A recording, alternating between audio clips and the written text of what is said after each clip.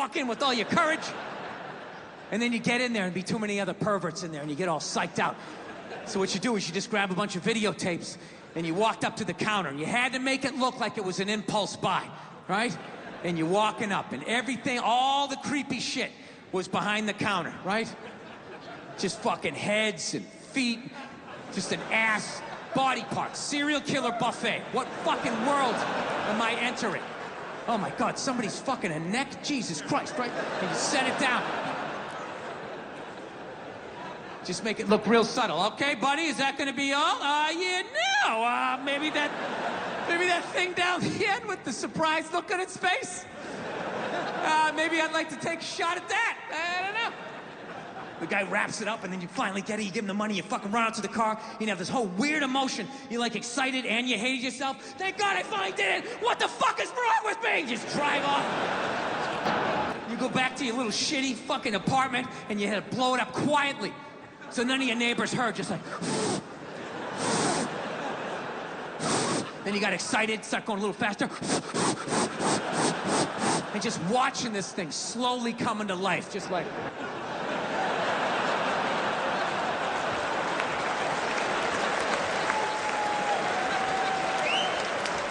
Right? And then you've wrapped those rubber legs around you. And God forbid you got caught. Your roommate comes walking in, he's fucking a blow-up doll! Dude, your life was over. You had like 6 minutes to get your mom on the phone, like, Mom, I love you, and you're never gonna see me again. Don't believe what people said about me. I'm so sorry. I'm going to Alaska. Oh, God, God, click. That was it. You moved to Alaska. That was, no one ever saw you again. And that's why to this day, if you go to Alaska, there's like 8 men for every 2 women. Yeah, because that state is littered with men who got caught fucking shit they shouldn't have been fucking. So now, fast forward to about 2016, I'm in New York City, right? And I'm looking through the newspaper, whatever, and I come across an article, and it's on this robot that for $10,000, you buy this thing, you can have sex with it, right? Now notice, 5 minutes ago, I brought up a blow-up doll. Didn't even have a joke, just said blow-up doll, and you all laughed. A blow-up doll. Who would do such a stupid thing, right? That's weird. 5 minutes later, I say a robot that you can have sex with, dead silence in here. As if collectively you were all just like, well, what does it look like? I'm not gonna lie to you. It still looks like a dead body, but it looks way fucking better than that blow-up doll from 30 years ago. And that's what scares me, because everything gets better, right? You look at when cars first came out, the stupid horn, you had to crank start it, you'd run over your best friend. Now you can start one up with a remote control from like 50 yards away, right? Remember when airbags first came out? They just had one for the driver.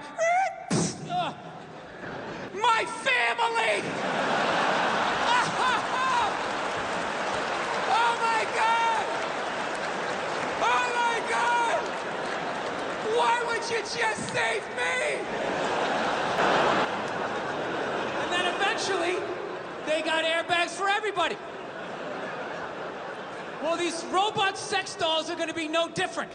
Okay, they're just gonna keep getting better and better and better. And these fucking nerds are not gonna be making any regular looking robot dolls, right? You know, some girl next door, you know, just some plain Jane, the chick your mom likes, being like, well, there's a nice girl you could settle down with, she knows how to cook. Fuck that. They're gonna make Victoria's Secret supermodels, just absolute, like Paris runway looking supermodels. And you're gonna be able to come home to one of these things, and it's gonna laugh at all your jokes. It's gonna sit down and watch the game with you like it doesn't get any better than this. Yes, it does.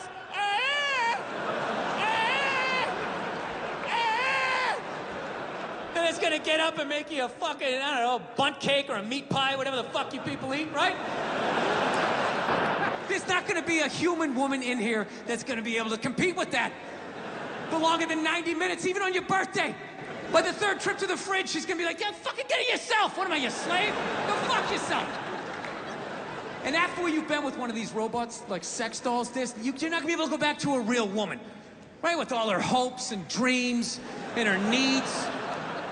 You're gonna be coming home. She's like, what is going on with you? We're not connecting. We need a date night. All you'd be thinking is like, how do I shut this fucking thing off?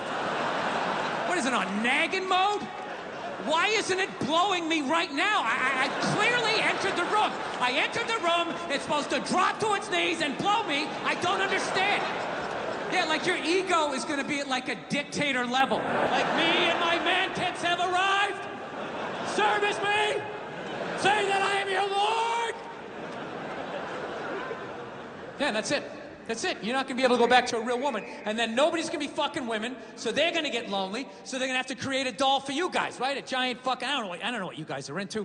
I don't pretend to know, like some giant Brad Pitt looking fucking robot doll, fucking 8-pack abs, a robot dick down to the floor, you know? Holds both your hands when you tell a story, right? Whatever you're into. Opens a bottle of wine at 12 noon. It's got to be 5 o'clock somewhere.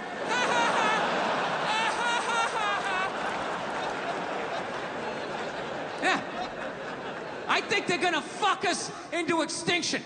Because at that point, the only people left having sex with other human beings are gonna be hipsters and the homeless, right? Because hipsters, they love all the old shit, right? Cassette tapes, frisbees, dressing like a cobbler, whatever the fuck it is they're doing, right? But even a homeless guy, you know, after like, I don't know, a couple of years, he'll be able to drag some old one-legged fucked out robot model out of the trash, drag it back to its lair, and even that thing will still be building him up, you know, just laying there like, I don't think you smell that bad. This is my favorite bridge.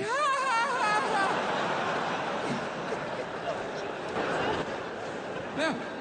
And we're all gonna fucking die off. And what's gonna be left to fight these robots off is gonna be an entire generation of hipster spawn. Yeah. And they're gonna go to war ironically. Yeah.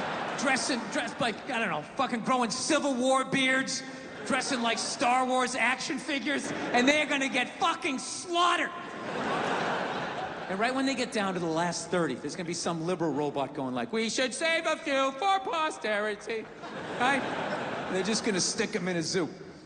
And be this little hodgepodge of what was left. You know, black, white, Latin, Asian, gay, straight, trans, whatever the fuck, right? And they're still gonna be arguing with each other. The robots are just be standing outside going, I love it when they cross their legs.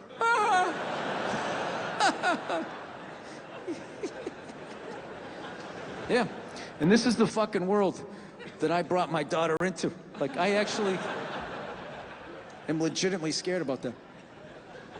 But I don't know. I gotta tell you though, becoming a dad though is the greatest fucking thing that ever happened to me, man. It really is. I don't have any jokes about my kid. No, it is. And you're applauding my wife. She did all the work. Yeah. Yeah, knocking a woman up, that's easy. You just have fun. Unprotected sex, bam, you knock them up, and then they have to deal with it, you know? No matter how much they try to drag you into it, it really is, it's their show, you know? I always say my wife, when my wife was pregnant, I would say my wife, you know, she's pregnant. And then I always have these people like, excuse me, you're supposed to say we're pregnant?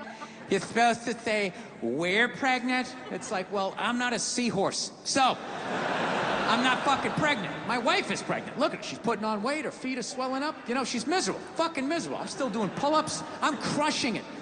While being pregnant, I'm still drinking, smoking, yeah. Now, the only thing that sucked was I had to get rid of my dog. Yeah, had to find her a new home. Well, I finally had to admit that she was fucking crazy. I got a crazy rescue dog, and yeah, it was one of these fucking dogs, man. It tried to kill both my parents. It tried to kill my father-in-law. It bit one of my friends. I'd have family come over, friends or whatever. We have to stick it in the back room, like lock the door. And the first hour would just be throwing itself up against the door. Ah, I'll fucking kill all you motherfuckers! I'll kill all you motherfuckers! Looking under the door, I can see your feet! I know what you smell like! I'll follow you home, I'll find you, I'll fucking kill all of you! And we were just in like total denial, like, no, she's just a little, you know, a little scared, because she was abused. And we got like a trainer and all of that shit, and he finally just said, listen, man, this is one of these dogs nature said no to, but people said yes to. So I'm like, Jesus Christ, you could have told me that $10,000 fucking dollars ago, you know? So now my wife, she's 5 months pregnant. She's 6 months, 7, 8 months pregnant. It's just the fucking, this thing just hanging over my head. And finally, I just said to my wife, I'm like, we got to do something about this, man. I'm not going to be this guy in the news being like, well, you know, the dog loved me and my wife, so I figured it'd be all right to let it sleep near the bassinet. And, well, you can imagine my surprise the next morning. Yeah, I wasn't going to be that guy in the news whose dog ate his baby, right? I got to get rid of this thing. So we call my trainer, and he goes, all right, I'll take it, okay? So thank God they're not going to put the dog down or anything like that. So I'm like, thank God. So he goes, I'll come back in a week. And it was very sad because we both love this dog, like with all our hearts, right? And what amazed me, though, was over that week, the way my wife handled grief versus me. It was so mature. She just, like, took it on. I just went into denial. I was just like, well, I'm not giving it away tomorrow, so I'm not going to think about it. And I just called the dog up in the bed, started petting her and lashing out at people for no fucking reason, right? My wife, on the other hand, she just went right into the bathroom that night. She was brushing her teeth. I could just hear her quietly crying, like, hoo, hoo, hoo, hoo, hoo, hoo. I swear to God, I was on the bed, and I got mad at her. I didn't yell at her, I had it just internal, you know? And I was just thinking, like, why is she having the proper emotion in this fucking moment? Why isn't she just blocking it out the fucking way I am, right? Just don't deal with it until you fucking give it away, and then just start yelling at people the way I do. Right, and that's what we did. I just blocked it out, and every night she would cry a little bit more, the whole week, till the night before. She's like, right? And what I didn't realize was she had cried herself into acceptance. And meanwhile, my emotions were still at the starting line. And then there's a knock at the door, and she goes, okay, he's here. Go get the dog. And I'm like, hey, Cleo. And she popped her head up, and I saw her wagging her fucking tail, and all of a sudden, 8 years of conditional love all started bubbling up, and I was like, oh, fuck, not now! Not now! So I just pushed it down. I just walked at her like some weird game show host. Hey, how are you? I'm smiling for no reason, all right? Now we're going for a walk. I'm just gonna say what we're doing so I don't think about what I'm feeling. And I just walked out, handed the leash to the new owner, pet her on the head, didn't even look her in the eye because I knew I couldn't, and just turned around and walked away from something that I loved more than I had loved anything in my life up to that point. Don't tell my wife, right? So then I come back into the house, all right, and she's just looking at me. She knows I'm out of my fucking mind. She's like, are you okay? Is everything all right? Do you want to talk about it? We can go out, get something to eat or something like that. I'm like, no, I'm fine. Sometimes you have to be up here and think logical and not be in your heart. I'm just going to go into the bathroom for a second. And I went in and I closed the door and for 0.8 seconds cried like a little boy before I put the lid back on the jar, fastened it back, and just added it to the shelf of anger that sits in every man's chest. Yeah. And I couldn't help but wonder in that moment, who that I love in my life is gonna pay for that in the future? Like, where am I gonna be? Family reunion, Bed Bath & Beyond. How many fucking towels do we need? Jesus Christ, it's a fucking sickness with you. Where is this coming from? I just don't understand where this is coming from. Listen, you guys were so awesome. Thank you so much for coming out. I had a great time. Thank you, thank you, thank you.